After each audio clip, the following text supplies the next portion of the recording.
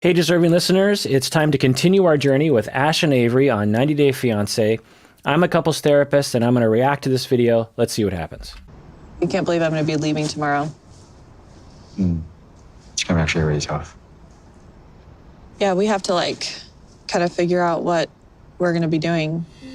So I'm not going to repeat my hypotheses from previous videos because I assume that you know my hypotheses about what is going on interpersonally and interpersonally for each of them. But it is interesting to observe that Avery is always the one that brings up the tough conversations that might involve some negativity. Whereas in terms of what they showed us on the TV show, we never know what they've shown us. Ash never brings that up. So it's just a data point. Let's continue watching. My plan is to be able to actually come to you for at least a few months. And I can get to know your family. And we can start like that so that slowly I can just come to you and Tash can be starting to, it's not such a shock for him. This is great. Some of us might criticize other couples on this TV show for moving too quickly and dragging their kids into it too quickly. And this is fantastic. This is always my hope, is that the people on this show will not feel the pressure to, even though it's called 90 Day Fiancé, let's also just slow down, think about this. Let's do it the normal way, which most people do, which is let's give it some time. Why rush into things? I completely agree. Because, I got to experience everything with you. I think it's important that you come and see my life, meet my family. And I also have a toddler, so that's a completely different scenario in itself. Mm-hmm. And I think the most time I can spend with you, we can make sure that things works the way that we always thought it would. So 2 thumbs up. To get a visa under the passport that I have right now, Mauritian passport.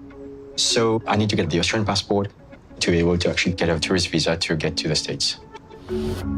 So you've applied for your Australian passport? Correct. This is the application I've already done so that I can actually come to you quicker. When did you apply for it again? I can't remember. 2 months ago. But the thing is that it takes a process of, it can take 3 months, 6 months to a year. A year? It can take up to a year. I don't know if you noticed that, but from the looks of it, Ash just said something that was potentially negative and didn't put a positive spin on it. That was a great opportunity for him to engage in his defensive mechanism that shoots himself in the foot, which is to say, oh, it won't be any time at all, even though he knows in his mind it might be up to a year. He didn't say something like, oh, it'll be soon. It'll be a couple months. Don't worry about it. Everything will be fine. He just laid it out there.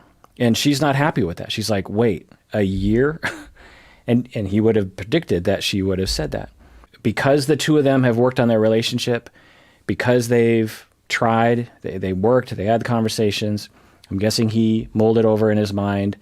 She told him, you can tell me the truth. I'd rather have you tell me the truth than not. You can trust me.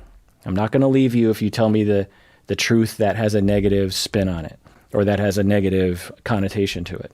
All right, well, that does it for that episode of Psychology in Seattle. Thanks for joining me out there. Please subscribe below and subscribe to the podcast on your phone and become a patron on patreon.com with our podcast.